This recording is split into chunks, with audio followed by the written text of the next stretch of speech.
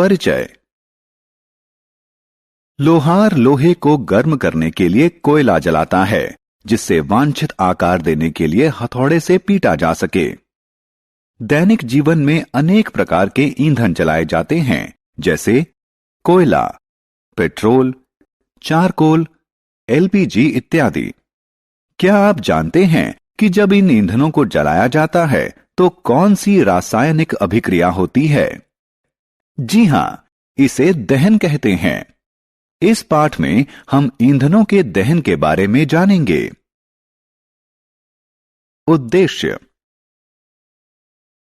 इस पाठ के अंत में आप निम्न करने में सक्षम हो जाएंगे: दहन और इसके प्रकारों की व्याख्या करना, प्रज्वलन ताप को परिभाषित करना, दहन के लिए आवश्यक स्थितियों की व्याख्या करना, अग्निशामकों का वर्णन करना, दहन के प्रकारों को सूचीबद्ध करना।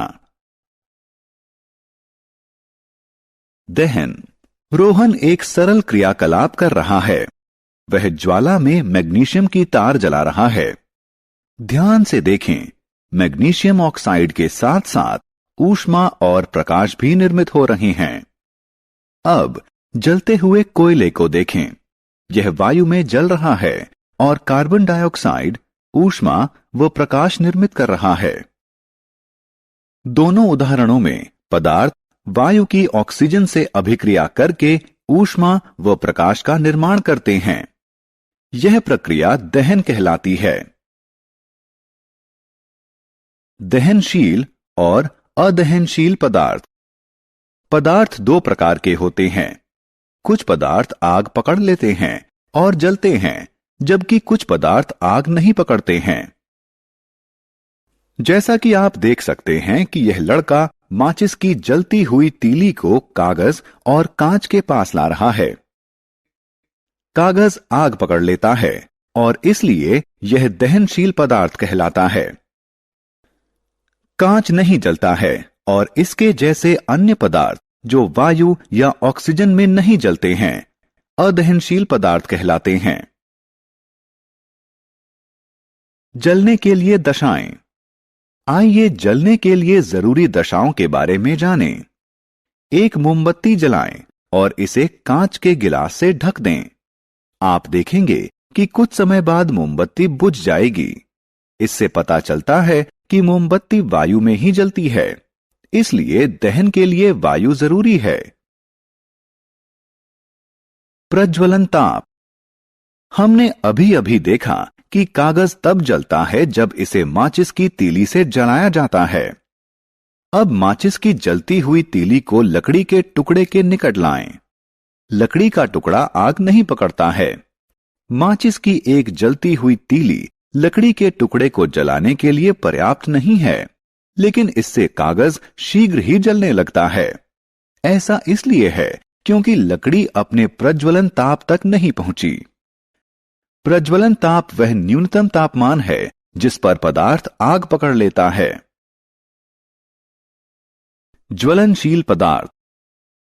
आपकी मां ने बताया होगा कि किचन में माचिस की तीली या लाइटर को एलपीजी स्टोव से दूर रखना चाहिए।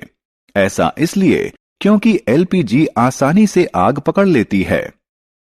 इसी प्रकार आपने पेट्रोल पंपों पर धूम्रपान न करें के बोर्ड अवश्य देखे होंगे। ऐसा इसलिए क्योंकि पेट्रोल भी बहुत आसानी से आग पकड़ लेता है। इसीलिए पेट्रोल पंपों पर धूम्रपान वर्जित होता है। एलपीजी व पेट्रोल जैसे पदार्थ ज्वलनशील हैं क्योंकि उनका प्रज्वलन ताप बहुत कम होता है, जिसके कारण वे शीघ्र ही सरलता से आग पकड़ लेते हैं। आग पर नियंत्रण करना। अब हम आग बुझाने के बारे में जानेंगे। आग के लिए ऑक्सीजन, ऊष्मा और ईंधन जरूरी है।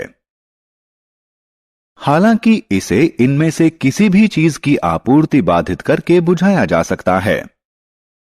आपने अवश्य देखा होगा कि फायरमैन आग बुझाने के लिए आग पर जल डालता है और आग बुझ जाती है।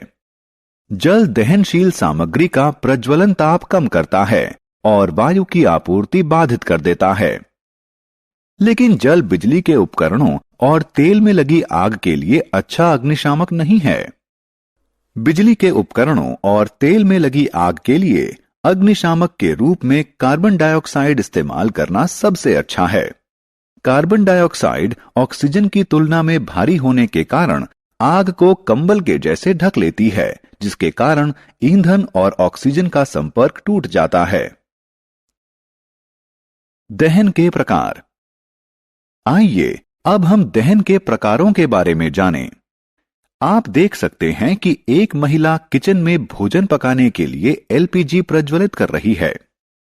एलपीजी शीघ्र जलने लगती है और भारी मात्रा में ऊष्मा देती है। इस प्रकार का दहन द्रुत दहन कहलाता है। जब सफेद फास्फोरस को कुछ समय के लिए खुली वायु में रखा जाता है तो यह आग पकड़ लेता है।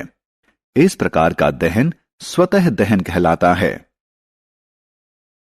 जंगलों में लगने वाली आग और कोयले की खानों में लगने वाली आग स्वतः दहन के अन्य उदाहरण हैं।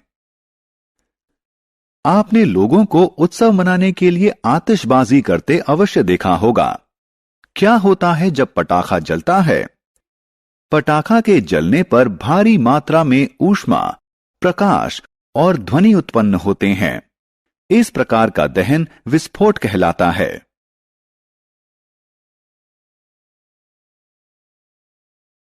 सारांश। आइए हमने जो कुछ सीखा है उसे संक्षेप में दोहराएं। वे पदार्थ जो वायु में जलते हैं दहनशील कहलाते हैं। दहन के लिए ऑक्सीजन जरूरी है। कोई पदार्थ जिस न्यूनतम तापमान पर आग पकड़ लेता है उसे उसका प्रज्वलन ताप कहते हैं। दहन अनेक प्रकार के होते हैं, जैसे द्रुत दहन, स्वतः दहन, विस्फोटन इत्यादि।